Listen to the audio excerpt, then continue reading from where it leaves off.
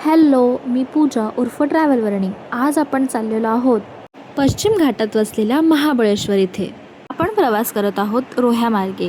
आपल्याला ही सुंदर अशी लेणीसुद्धा जाताना दिसत आहेत. दुपारी आम्ही लंचसाठी एका तळ्याच्या काठी थांबलो आणि खूप सुरेख होतं हा तळं. आणि त्यानंतर आम्ही निघालो पुढच्या प्रवासाला. तुमच्यापैकी महाबळेश्वरला कोण कोण गेलं आहे कमेंटमध्ये नक्की सांगा. आणि जे नाही गेलेत त्यांच्यासाठी ही माहिती की महाबळेश्वरला स्ट्रॉबेरीची राजधानी असं सुद्धा म्हणतात.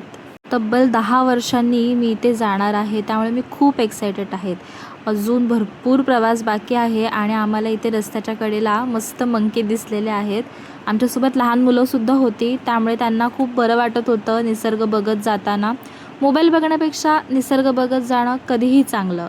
इथे उन्हाळ्यात आलं तर मार्च ते जून सीझन हा बेस्ट आहे व्हिजिट करण्यासाठी. महाबळेश्वरला अनेक मंदिरं आहेत.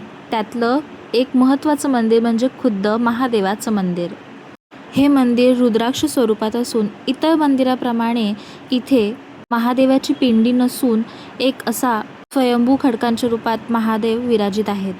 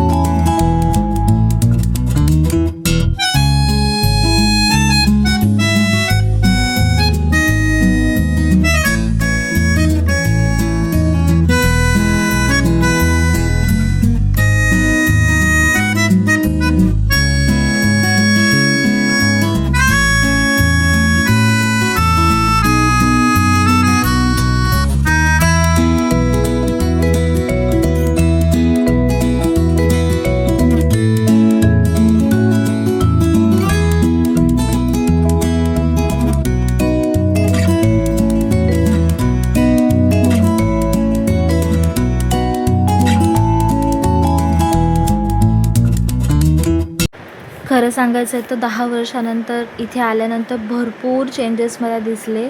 अर्थात ते चांगलेच होते. मुलांसाठी हा खेळण्याचा स्पॉट आहे. खूप मजा येते इथे आणि वेळही जातो. अर्थात एक्सपेन्सिव्हसुद्धा आहे. सोबतच इथे आजूबाजूला खाण्याचे स्टॉलसुद्धा आहे. हे रिजनेबल रेटमध्ये आहे आणि ही ते माहिती आहे महाबळेश्वरविषयी. हे आम्ही इथे दुसऱ्या मंदिरात आलो आहे, कृष्णाई टेम्पलच्या इथे. जाताना एक नॅचरल ट्रेलच होते एक प्रकारे. हे मंदिर प्राचीन असलं तरी तितकंच सुंदर आहे आणि ठिकाणाला कृष्णा नदीचं उगमस्थान असं सुद्धा म्हटलं जातं.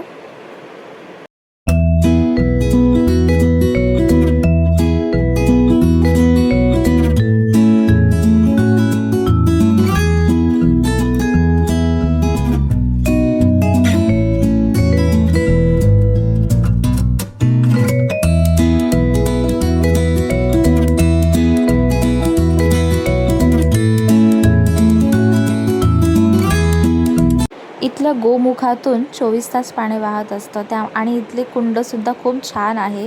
माहीत नाही का पण त्याने इथे जाण्यास परवानगी दिलेली नव्हती, त्यामुळे हे आजूबाजूचे मंदिराचं जे शूट आहे तेच मला करायला मिळालं. इकडचं वातावरण जर म्हणायला गेली तर खूप पीसफुल आहे आणि आतमध्ये महादेवाची पिंडी आहे आणि हा आहे समोरचा व्ह्यू.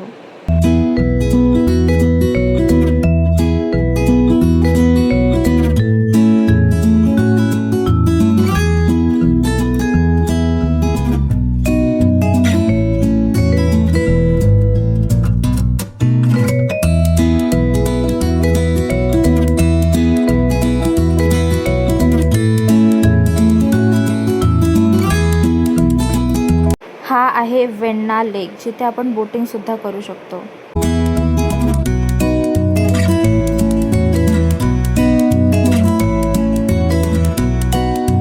हा आहे हॉर्स रायडिंग स्पॉट, जिथे तुम्ही हॉर्सवर राईड करू शकता, फोटो काढू शकता.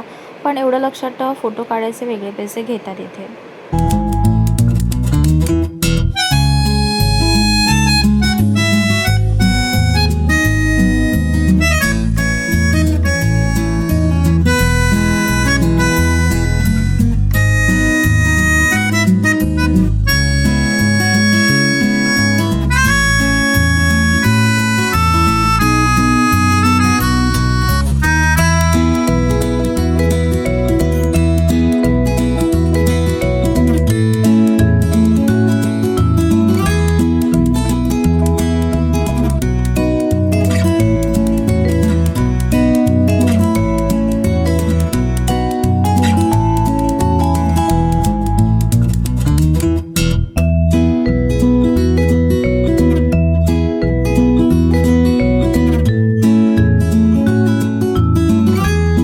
आहे मॅप्रो गार्डनमधला फूड स्टॉल.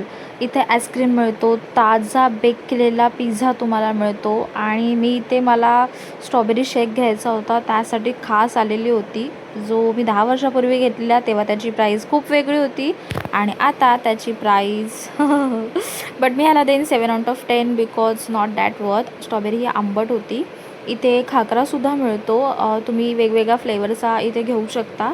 आणि फायनली इकडे आम्ही आलेलो आहोत सगळे chocolates and bottles, jams, mojito सगळं घ्यायला. इथे तुम्ही बघू शकता किती छान प्रकारे मांडलेलं आहे आणि डिफरंट काइंड ऑफ व्हरायटी इथे अवेलेबल आहेत.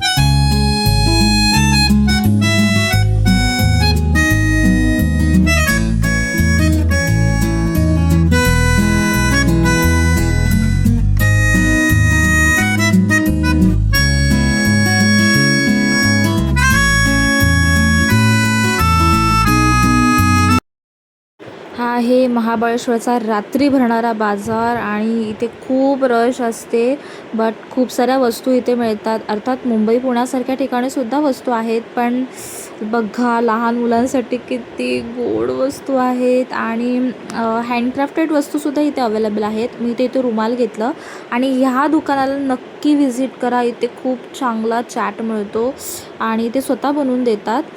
इथे गेम्ससुद्धा अवेलेबल आहे.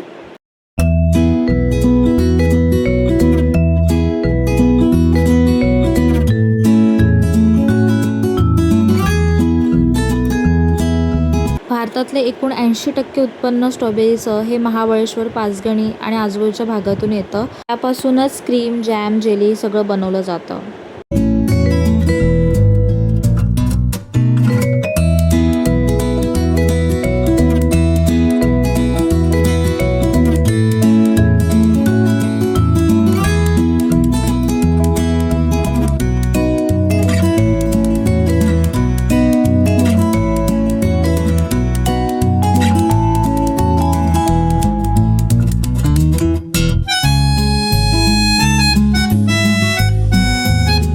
आपण आलेलो आहोत सोन्याच्या जेजुरीत.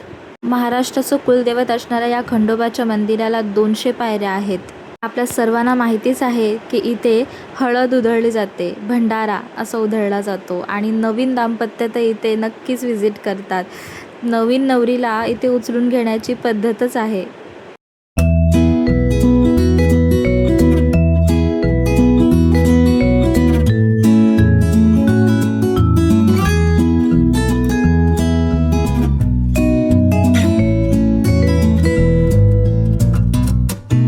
ट्रिप एंड झाल्यावर सोन्यासारखी किरणं इथे आम्हाला पाहायला मिळाली आणि इथेच आमची ट्रिप संपली. Thank you so much.